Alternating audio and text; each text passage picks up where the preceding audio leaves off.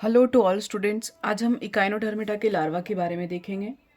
तो क्लास के अकॉर्डिंग देखते हैं, बहुत इंपॉर्टेंट है, सभी कॉम्पिटिटिव एग्जाम और बायो से बिलोंग करने वाले बच्चों के लिए इंपॉर्टेंट है। लार्वा जो है वो डिफरेंट क्लास से बिलोंग करते हैं, अलग अलग लार्वा। पहला है एस्टेरॉयडी क्लास, उसका इंपॉर्टेंट लार्वा है बाइपिनेरिया लार्वा और ब्रेकियोलेरिया लार्वा, दोनों एस्टेरॉयडी क्लास से बिलोंग करते हैं। क्लास 2 है ऑफिरॉयडी क्लास, इसका लार्वा है ऑफियोप्ल्यूटियस लार्वा। फिर है इकाइनोडी क्लास है, जिसका लार्वा है इकाइनोप्ल्यूटियस लार्वा। और फोर्थ है होलोथोरोइडी क्लास, जिसका लार्वा है डोलियोलेरिया लार्वा और ऑरिक्यूलेरिया लार्वा। क्लास 5 है क्राइनोइडी क्लास, इसका लार्वा है डोलियोलेरिया लार्वा। फर्स्ट देखते हैं bipinnaria larva of Asteroidea class. इस क्लास की 2 types of development occurs in Asteroidea. Echinodermata larva के बारे में हम यहाँ देख रहे थे, डायरेक्ट डेवलपमेंट और इनडायरेक्ट डेवलपमेंट होता है। 2 types of development occurs in Asteroidea. Direct development में क्या होगा, ये जो direct type has large yolk eggs and no free swimming larval stage, and the indirect has homolacethal eggs and with little yolk and the free swimming larval stage. After hatching, the larva develops cilia, beings free swimming life. The larva feeds on diatoms as an alimentary canal is formed. जैसे ही alimentary canal form होती है वैसे ही वो feed करना शुरू कर देते हैं। इनके ऊपर सिलिया प्रेजेंट रहते हैं और इनके जो सिलिया होते हैं वो पावरफुल होते हैं, जिससे कि ये स्टोमेडियल वॉल्स को बिट करते हुए, फीडिंग करते हुए, ताकि उनके माउथ में वो जो है इनका फूड मटेरियल है वो इन करंट वाटर के साथ अंदर की ओर प्रवेश कर जाए। 2 lateral longitudinal locomotory ciliated bands develop which connected in front of mouth, help करते हैं फिड के लिए। फिर बायोलेटरल सिमेट्री प्रेजेंट होती है इनके अंदर और प्री ओरल रीजन एलोंगेटेड होता है इनका, ये रहा बाइपिनेरिया लार्वा। उसके बाद इनकी पोस्ट ओरल रीजन ब्रॉड होता है इनका। और इनकी आर्म्स जो हैं कौन कौन सी होती हैं, पहला है डोर्सोमीडियन आर्म्स प्रेजेंट होती है, डोर्सो यानी कि पृष्ठ वेंट्रल सतह पर डोर्सोमीडियन आर्म प्रेजेंट है, एक होती है। फिर ये वेंट्रोमीडियन आर्म भी प्रेजेंट होती है, अदर सतह वाली। फिर 2 प्री ओरल आर्म प्रेजेंट होती हैं, ये प्री ओरल आर्म प्रेजेंट हैं 2। फिर 2 पोस्ट ओरल आर्म प्रेजेंट होती हैं, पोस्ट ओरल आर्म भी प्रेजेंट हैं। और ये उसके बाद 2 आपकी पोस्टीरियर डॉर्सल आर्म प्रेजेंट होती हैं, पोस्टीरियर डॉर्सल आर्म, और 2 एंटीरियर डॉर्सल आर्म प्रेजेंट होती है। तो इस तरह से इनमें आर्म्स या भुजाएं प्रेजेंट होती हैं। इन भुजाओं का क्या कार्य होता है,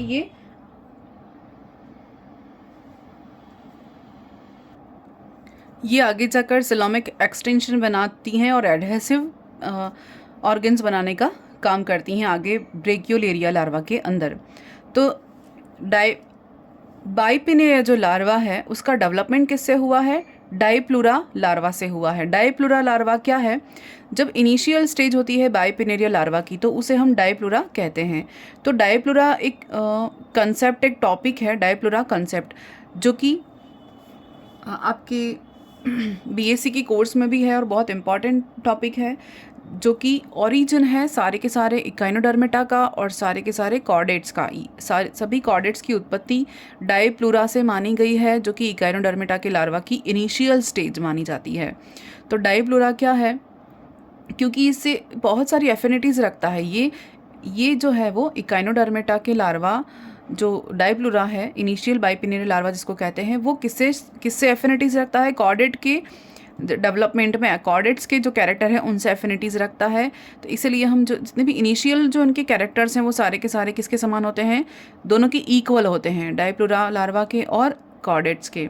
तो इसीलिए हम कॉन्सेप्ट पढ़ते हैं डाइप्लूरा कॉन्सेप्ट, जिसके अंदर हम क्या पढ़ते हैं, सारे origin of chordates from dipleurula larva. तो ये इंपॉर्टेंट टॉपिक है। यहाँ पर मैंने डाइप्लूरा मेंशन नहीं किया है, बट जो इनिशियल बाइपिनेरियल लार्वा जो है उसी को क्या कहते हैं, डाइप्लूरा कहते हैं। तो बाइपिनेरिया का हमने डेवलपमेंट यहाँ पर हमने देखा। फिर देखते हैं इसका इंटरनल डेवलपमेंट। इंटरनल डेवलपमेंट कैसे होता है बाइपिनेरिया का, larval archenteron forms the mesenchyme and later gives rise to two lateral pouches with connect anteriorly to form the U shaped coelom.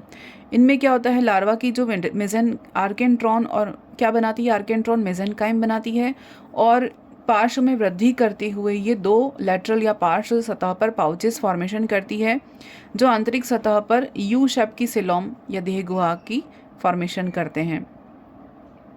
Posterior end of the lateral pouch pinch off to form right and left सोमेटोसिल।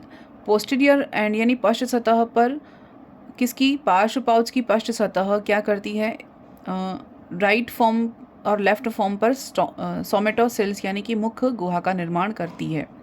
फिर remaining anterior portion represent the hydrocoel and the axocoel. बचा हुआ अग्रभाग का जो portion है वो क्या बनाता है, हाइड्रोसिल और एक्सोसिल का फॉर्मेशन करता है। वो कभी लेकिन सेपरेट नहीं होते, पृथक नहीं होते। Left hydrocoel connect with dorsal surface to form hydropore. दाएं तरह का जो हाइड्रोसिल वो किससे कनेक्टेड रहता है, डॉर्सल सरफेस ऑफ हाइड्रोपोर से कनेक्टेड रहता है विद एक्टोडर्मल इन्वेजिनेशन। इनकी उत्पत्ति कहाँ से होती है, एक्टोडर्मल उत्पत्ति मानी जाती है। फिर ventral end ectodermal invagination meets the आर्केंट्रॉन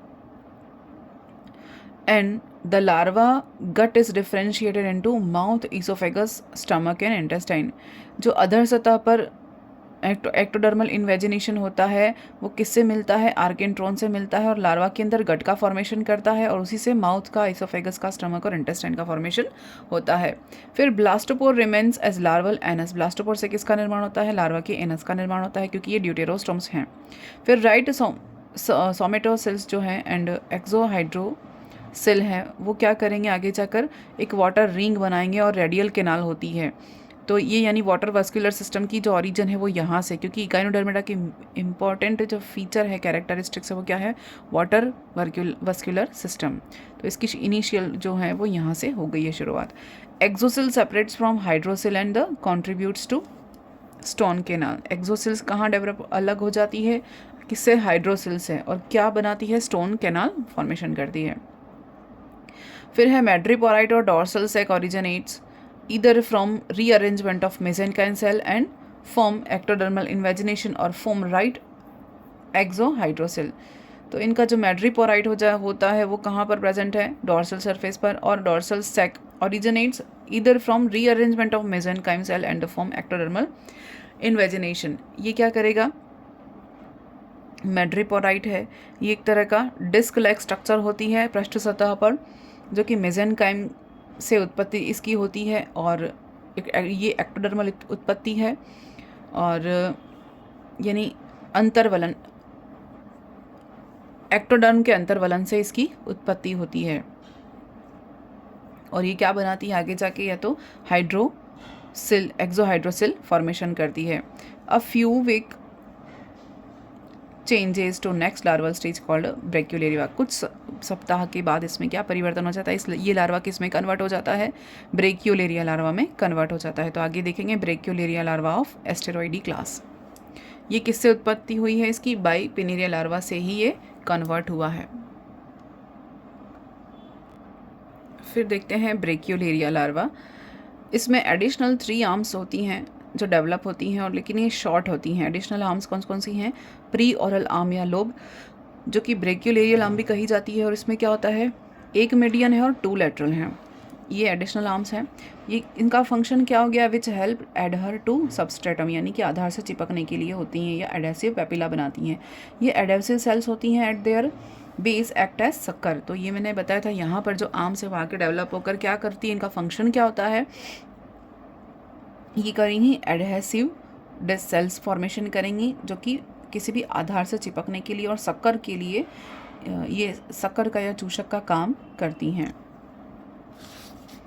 फिर है मेटामॉर्फोसिस ऑफ ब्रेक्यूलेरिया। ब्रेक्यूलेरिया का डेवलपमेंट। ब्रेक्यूलेरिया लार्वा ये है, इसका डायग्राम यहाँ पर मेंशन किया है मैंने। ये मीडियन डॉर्सल आर्म है, ये ब्रेक्यूलेरियस आर्म जो 3 अलग से डेवलप हुई वो। फिर ये फोर्स, ये शक्कर्स हैं, ये शक्कर है। ये प्री ओरल आर्म जो वहाँ यहीं पे शुरुआत हो गई थी इसका डेवलपमेंट होने की, ये और डेवलप हो जाती हैं।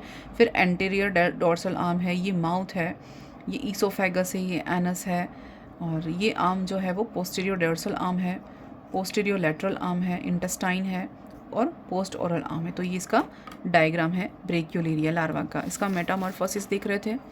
With the help of adhesive structure, adhesive structure की सहायता से क्या कर रहा है, it attach the to some object, किसी आधार से चिपकेगा, और anterior region act as a stalk for some times, अग्र जो रीजन है वो क्या करेगा, act as stalk for some times, while posterior part having gut and coelomic chamber converts into a young stars, this stars detach itself and start leading to a free life.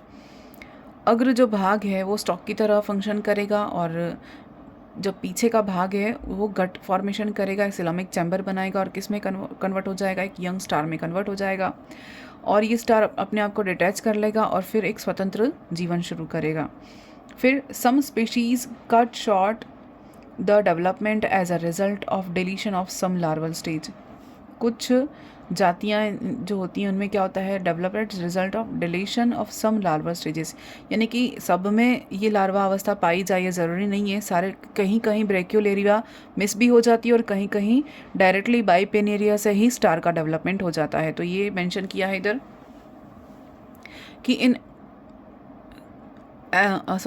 Astropactine, the Brachyolaria larval stage is missed, with the result bipineria stage directly metamorphosis into adult। कहीं कहीं bipinnaria से ही directly adult का formation हो जाता है, तो ब्रेक्योलेरिया stage आती ही नहीं है। With in 2 to 3 month in, यानी कि ये वाला हो गया। अब है इन एस्टेरिना गिब्बोसा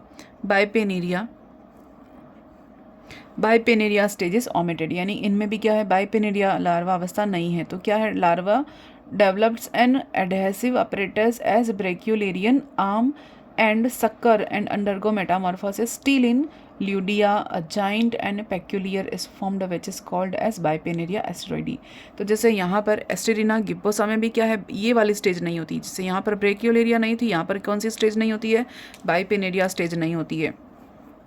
तो ये डायरेक्टली किस में कन्वर्ट हो जाता है, एडल्ट में कन्वर्ट हो जाता है। एज ब्रेक्यूलेरिया आर्म्स, इसमें क्या हो जाती है, ब्रेक्यूलेरियन आर्म बनेगी, यानी ब्रेक्यूलेरिया अवस्था तो आएगी लेकिन बाइपेनेरिया अवस्था नहीं आएगी। कहाँ से, डाइप्लूरा से। हम क्या देख रहे हैं, इकाइनोडर्मेटा के लार्वा जिसकी उत्पत्ति कहाँ से हुई है, डाइप्लूरा लार्वा से हुई है। मोस्ट इंपॉर्टेंट टर्म है। तो बाइपेनेरिया और ब्रेक्योलेरिया ये दोनों अवस्थाएं आती कहाँ से हैं, डाइप्लूरा से। तो डाइप्लूरा से किसी किसी में बाइपेनेरिया आएगी, फिर बाइपेनेरिया के बाद ब्रेक्योलेरिया आएगी और वो स्टार में कन्वर्ट हो जाएगा।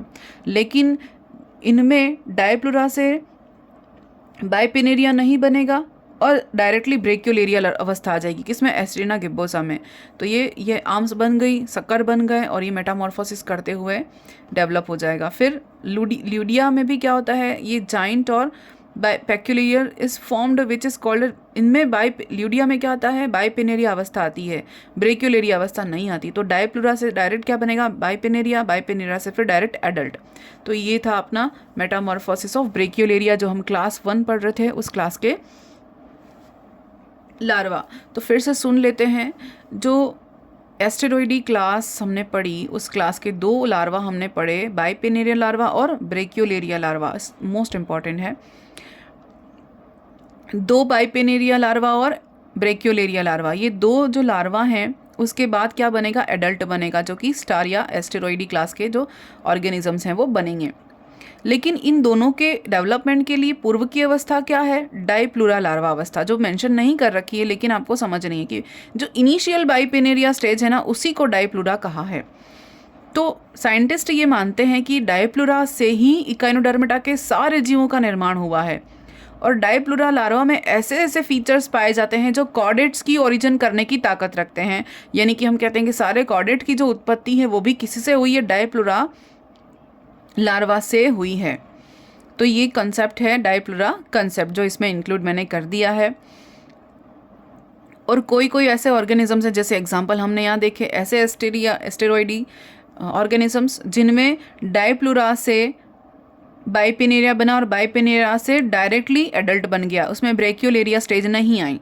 लेकिन कुछ ऐसे ऑर्गेनिजम्स हैं जिसमें क्या देखा हमने, डाइप्लूरा से बाइपेनेरिया नहीं बना, डायरेक्ट ब्रेक्योलेरिया बना और ब्रेक्योलेरिया से डायरेक्ट एडल्ट बन गया। तो दोनों में से किसी एक स्टेज का विलोप हो सकता है, ये हमने यहाँ पर देखा। उसके बाद अगले टॉपिक में हम क्या देखेंगे, ऑफिरोइडी क्लास 2।